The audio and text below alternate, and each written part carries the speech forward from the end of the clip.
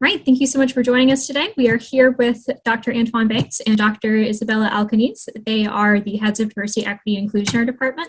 Can you both introduce yourselves and tell us a bit about your research interests? Hi, I'm Professor Banks, Antoine Banks. I've been here at GVPT for about 13 years, so it's been a long time. I'm also associate chair, and I am in the field of American politics, and my work looks at intersection of race and ethnic politics and political psychology. I'm Isabella Alcaniz. I'm an associate professor at the department. I'm also the director of the Latin American and Caribbean Studies Center.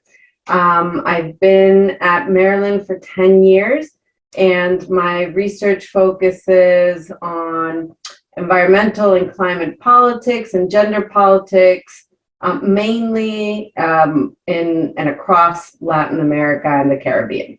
Can you tell us a bit about the Diversity, Equity, and Inclusion Office? Sure. Well, it's a committee, and it's a committee made up of faculty and graduate students, staff. And so our goal here for the committee is to create and foster a diverse and inclusive environment for everyone involved. And we do that in different ways, from research to teaching, to support. That covers the basic mission of the DEI, which was created a few years ago. It serves as a key mechanism to, address any issues in the department that can be improved. We're also another a source of information on issues pertaining to diversity, inclusion, and equity. We serve a little bit too as a community because we have representation at all levels, that is faculty, staff, and students. There's a lot of discussion that happens within the committee, and then between the committee and some of the other governance organisms that the department has. Great. Can you tell us a bit about how the committee supports graduate students in particular? Yeah, sure. I think it's an avenue for graduate students to speak about or talk about some of the issues they might have in the department. I think also it supports them by holding workshops in terms of research that might be of interest to them. And we're actually today going to send out a survey in terms of the climate for graduate students. So we'll be using that to get a better sense of how they feel about the department and ways in which we can make it a more supportive environment for them. The committee also meets with prospective graduate students, and so we're one of the kind of the first faces that incoming graduate cohorts see and talk to, and they get to ask questions from us on issues that, again, are very broad because the committee works on research and supporting the department's community's best efforts to produce their best work. And so graduate students get to ask questions on how their particular research can be best supported by the committee and the department. And again, they get to do this even before they have formally joined the department. How does the Government and Politics Department support diversity, equity, inclusion?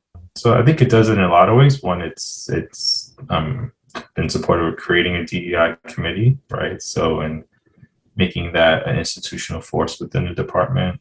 Another one is that the department has asked for us to look at the diversity of the faculty and graduate students and staff, and seeing, where we can improve, where some, questions in terms of, attrition or promotion for faculty, research interest with faculty and graduate students. And so those are some ways they've, I think, also provided funds for the identity workshop, where I think graduate students benefit from seeing faculty who have similar interests to them. Those are the things that on the top of my head. Am I missing some stuff, Isabella? No, that's a pretty good, I think, coverage. Especially in more recent years, the department has tried to make institutional investments in diversity and inclusion, and kind of put the money where its mouth is.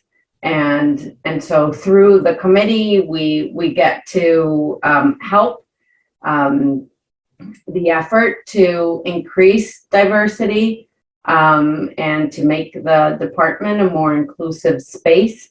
And we've gotten a lot of support from the leadership of the department in this effort. There's also one thing that I forgot, is that we also hosted a conference for prospective graduate students from underrepresented groups, so we can have them have exposure to our department, and we can see some of the brightest students and from diverse backgrounds. And that's something the department has invested in terms of as a tool to recruit a diverse graduate student body, which is, I think, an investment that a recent they're really trying to have take off. And I think that should be reflected in our incoming classes in the next few cohorts. What advice do you have for students who are interested in applying, particularly students who might come from underrepresented groups in academia and political science specifically? What advice do you have for these students? I think it's important, one, to find a program where your research interest aligns with the faculty. I think that's probably the number one. I think the second thing is figuring out the type of output in terms of careers that are produced from the department, especially if that lines up with what you're interested in. Third is just seeing the dynamic of the department in terms of the different perspectives, different approaches, and whether that represents a place that you want to be in terms of inclusiveness. And lastly, I would speak to the graduate students, because you will be in their shoes. There would be the best advice for you in terms of where you would be in the next couple of years. So I think seeing that type of environment, and I think that's something we care about as a faculty. It's something that I think would be my advice. I agree. That is sound advice by my colleague. I would, my first suggestion is also worry about fit. Make sure that you fit in the department. One thing that a lot of students often ask me, and it's kind of revealed in our conversations when they're looking to apply to departments, how do they know what the faculty are currently working on? Because they look at the output of publications by faculty a while back, and maybe faculty has moved on from those topics, and so their fit is not great because it has to do with something that faculty, some of the professors have been working on in the past. So it's good to do extra homework and make sure that I feel like there's a rule of two, at least there should be two professors that work more or less around that intersection of problems, topics that interest you, so that you can guarantee a good fit. And then you want to speak to this fit very explicitly in your application and your statement of purpose. And then the other thing that I recommend that is incredibly important, and some students that come from, more, that don't come from academic families or don't have, firsthand knowledge on how graduate school works, don't know to do this and might feel a little bit uncomfortable, but you got to reach out. You should always reach out to the faculty that interests you, a cold email, it doesn't matter. And you say that you're applying to their program, that you're really interested in their research. You take the opportunity to talk a little bit about their work and how you would see yourself fitting in that agenda, given your research interest and the questions that you're interested in, and you get on their radar, which matters a lot. And I would do that for each and every place you apply to, and I would do that for the primary professor, faculty that you're interested in working with, but maybe even a second one as well. Or you could ask that first person, do you think it would be a good idea to, reach out to some of your colleagues, given my interest? I was thinking of so-and-so, what do you think? And then I said a lot, but you keep that email short because professors have a short attention span when it comes to email. So short and to the point. That's excellent advice from both of you. Thank you both so much. To close off, what's your favorite part about University of Maryland? I mean, I think we have a great group of colleagues and faculty that it definitely feels like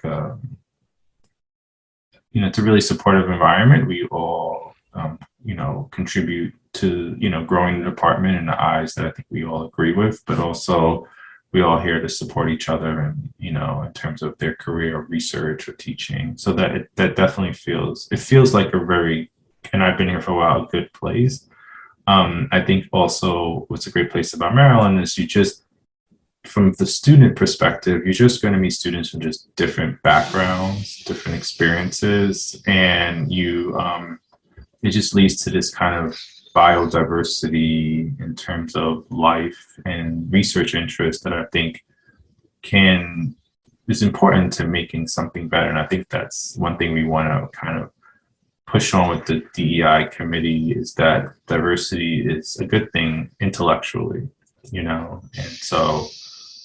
I think Maryland, our department, gets that and, wants to invest in that. I agree with that. We have a very collegial department, and so that's really nice. And I think it leads to your best work when you're in a supportive and just a nice environment. I like what Antoine mentioned about excellence, about diversity, meaning or being important to have a vibrant and excellent intellectual community. And I think that Maryland is starting to embody that that knowledge, that principle. It's not diversity but that you can't have true excellence without having a richness and a wealth of different voices and different experiences, different perspectives. I like that there's a lot going on at Maryland as a flagship, public university of a great state. It's leading in many areas that have to do with what we're talking about today, diversity and inclusion, but others as well. And so it seems that especially in just a couple of years, Maryland became a really happening place. So it's an exciting time to be at the university, and I do enjoy that. Great. Thank you both so much.